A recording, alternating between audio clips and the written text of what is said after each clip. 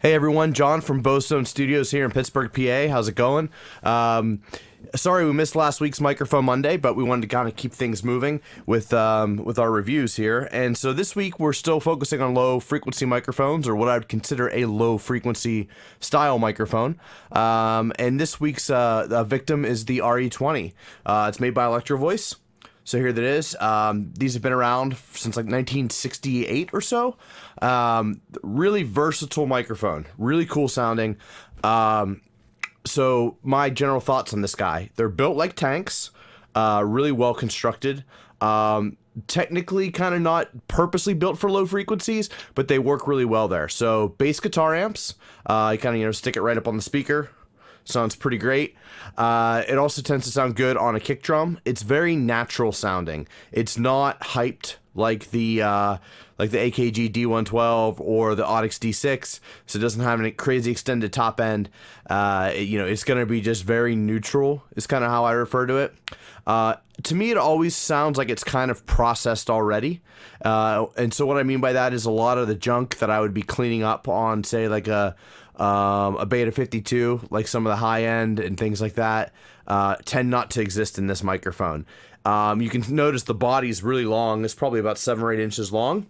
And what's cool about that is the windscreens on the side of the microphone and here through the top really kind of help filter out the side address sound.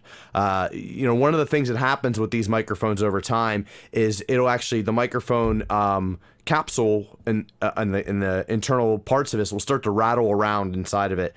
And how you know that, you'll move it and you'll hear it kind of rattle. This one no longer rattles. I have 2 of these, and but what can happen is there's foam inside this body. There's a foam tube, and there's foam around the top of the capsule up here. So imagine this all being encased in acoustic foam as well as up this end up here. And so this foam will actually start to deteriorate over time, and when that foam does deteriorate, the microphone will rattle. Now, if you would take this to a tech, it's almost not worth having them replace the foam. For the cost of the microphone. You cost the microphone's $400 and it's like $250 to replace the foam if you would have it serviced by Electro-Voice. But learning to do the service yourself is quite simple. So you can really kind of repair this yourself for maybe like $20 in parts. You can buy the foam kit and repair the microphone and end up with another working microphone. So a lot of times you can buy these used on eBay from other studios for maybe $150 or so because of the foam damage, and for them it's just not worth the effort to go in and repair the microphone. But with a screwdriver and a little bit of time, maybe an hour or so, you can have this back to working. They're super durable. Were designed as a broadcast microphone. They're used a lot in like sports announcing and sports broadcasting. They're kind of the older style, whereas a lot of people now like to use the SM7. They're kind of similar to the SM7 as far as what their purpose built is for, but to me they sound very different. This one definitely has more low end than an SM7. It has better rejection, I think, than the SM7. It has less high frequency information, or more flat high frequency is probably a better way to say that. It just sounds very kind of processed and neutral. Like I said, great on bass guitars, great on bass drums. There's times where I will stick it inside a bass drum hole if I want a little bit more of a natural sound. So this would go in the hole, and then maybe something a little bit on the resonant head to capture low frequencies. What turned me on to these microphones was the first thing that turned me on to them, I guess I should say, was when Tom York was really like using this a lot in the Radiohead, like from the Basement series. He was singing into this while the full band was playing. And I'm like, wow, the vocals sound really good, and there's a full band and they're cutting this live. How does this sound so great? Besides Tom being like, an incredible singer, why is this like vocal isolated really, really well?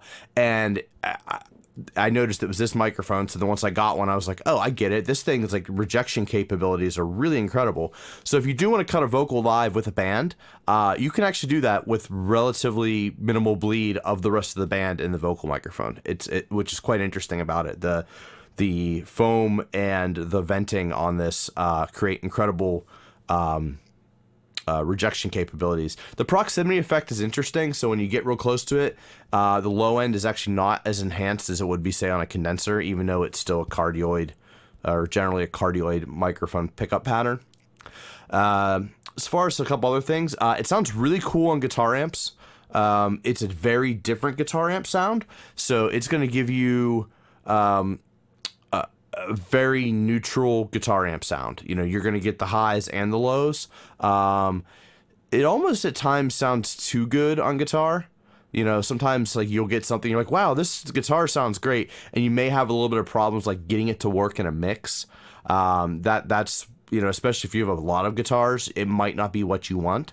But if you had like one guitar, you could really, you know, one guitar in a mix, I think this could give you something that's very cool and useful sounding, and kind of unique, as opposed to like a 57 and a Royer, which is kind of like I have a lot of guitar, you know, that's when I would use that combo. It's like, oh, there's going to be like, you know, stereo pair and then maybe a lead up the middle, like 3 guitar tracks playing at all times.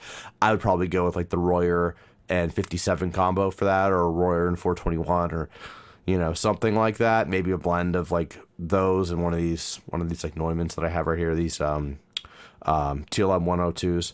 So something like that, you know, where I'm gonna have like more high frequency stuff and have like a scooped thing with the 121, you know, coming into play. Whereas this is like just super neutral again. So if I want like a super neutral one country, you know, one guitar country music kind of sound, the Electro-Voice RE-20 would be a good candidate. Another cool thing about this, I'm kind of riffing on this microphone a lot, but I do really like these. So on Neil Young's Harvest, there's a picture of them in the barn, and the cymbals are being recorded with an RE-20 right over the middle of the drum set. And I was like, I got to try this. This is like completely bizarre. So for me, I don't think I'd hang this right over the middle of a drum set on its own.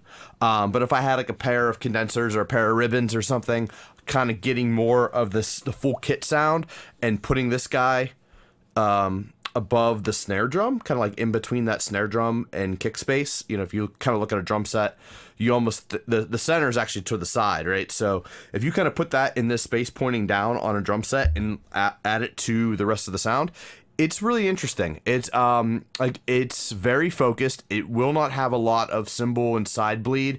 It will kind of give you a picture of the center of the kit in your overheads from a vertical position, which is quite nice. So definitely another use for this microphone. Still sounds really great on other things where you want isolated, muted kind of sound. And what I mean by that is like trumpets, brass, you know, saxophone even, somewhere where you're going to be kind of miking a bell and you don't want the sound to be very wide. You kind of want it to be more focused. I feel like this will get you there. So, there's a few other flavors of these now.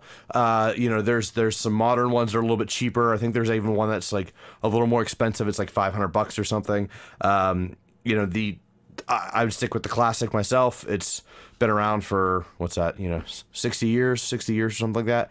And so I don't think there's a reason to change, you know, from using the classic version of this as opposed to using a modern you know, that may be a little bit inferior. So you can find these used. Like I said, you get one from the 80s or something like that. You might be able to get it for $150, and then just you'll probably have to replace the foam inside, and you'll be in good shape. The microphone does have a high pass filter here on the back. It's just a little switch. So you can hit right there if you need to take some low end out of it, rather. So high pass filter is built in. I never use the high pass filter. For me, sometimes I'll use the high pass filter on one of my preamps if I kind of like the slope. Like the Neve 511s tend to have a nice gentle high pass filter slope on them, so I will use those, and they're variable high pass filters, whereas a fixed high pass filter on a microphone is not that useful in my opinion, at least in like pro audio recording scenarios. If I was using one of these live, that may be, you know, I may use the high pass filter on the microphone in that case, and that's just because of what a live console versus what a studio console can do. So like if you're mixing on you know, a modern live console, you may only have like an 80 or 120 hertz high pass filter, and it might be like 6 dBs per octave or something like that. And so then I can engage the high pass filter on here as well. So if I'm doing a horn thing with an RE-20 live, And, you know, for live sound, I may want like 2 high pass filters on here just to make sure I'm getting out as much rumble as possible because of the limitations of other things. But with something like this, unless I want the particular sound of the high pass filter, like on a preamp, I'll do it, you know, I would do it there. Wouldn't really use it on this, or I would just do it in the computer. And these days I tend to use the FabFilter EQs for high pass filtering, which is kind of a little excessive because it is a kind of a higher end EQ plugin as opposed to like say stock Pro Tools plugins or stock Logic plugins or whatever. But the control over that plugin is typically my high pass preference. So all in all, cool microphone, really durable. There's a couple different mounting options. I tend to use these ones because they're really unobtrusive. It just hooks onto the back. I think the mount's like $30 or something along those lines. Just screws in right here where the XLR connector is, and it just goes over top of that, and then you can mount the microphone. There's actually a little screw there that you kind of set it on and then tighten it down with the thumb screw, and you're good to go. Fits standard microphone. There are also like bigger broadcast mounts where they're like a shock mount kind of thing. I typically don't find a need for that. If I am going to use it on a kick drum though, and with all the kick drum mics I talked about the last few weeks, I will tend to use a isolated kick drum mic stand. So I do have a couple of these mic stands that are, you know, kind of acoustically isolated from say a floor. You know, I think that's the way to go as opposed to a mini tripod stand. So that's my thoughts on the Electro-Voice RE-20. Super cool microphone. If you get a chance to use one, check it out. If you also have it, you know, make sure you you know, like the video and like it on Instagram as well as YouTube. The YouTube channel's kind of off to a slow start, but if you can, you know, follow the YouTube channel, like, share, and subscribe, tell your friends, all that sort of good stuff. And yeah, I'll see you next week for Microphone Monday.